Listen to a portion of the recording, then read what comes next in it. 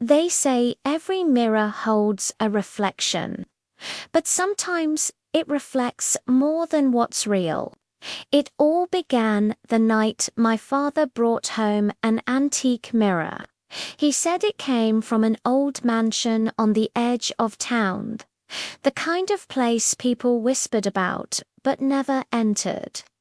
The mirror was tall, carved with strange patterns that looked almost alive. It gave me chills the moment I saw it, like it was watching me back.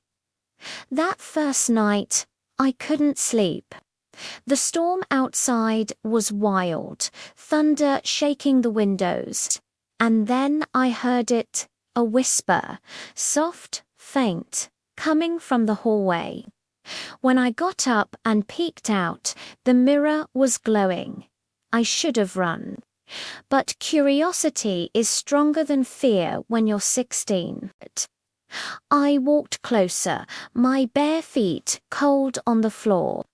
The reflection showed me standing still. But then my reflection smiled. I didn't. I froze. The reflection raised its hand, slowly waving. Then, in a voice that sounded exactly like mine, it whispered, "Hello, Noah." I stepped back, heart pounding. "Who are you?" I asked. The reflection tilted its head. "You don't remember me," it said. "I've always been here."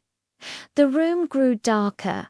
The lights flickered, and then, in the glass, I saw shapes' faces behind my reflection. Dozens of them, watching, whispering. I screamed for my father, but when he rushed in, the mirror looked normal. Just my reflection, nothing more. He told me it was a nightmare and went back to bed. But it wasn't over. That night, I dreamed of a little boy standing inside the mirror. He looked exactly like me, but younger. He said, "You left me here, remember?" When I woke up, my room was ice cold. The mirror was cracked right across where my face should have been. The next morning, I told my father to throw it out. He laughed, said it was just my imagination. But when he touched the glass, it cut him a thin red line across his palm and the mirror whispered his name. That's when even he went pale. He covered it with a sheet and locked it in the attic. We never spoke of it again. Years passed. I moved away, started my own life. But sometimes, late at night, I still see flashes, my reflection, smiling when I don't. Then last week, my father called. He sounded afraid.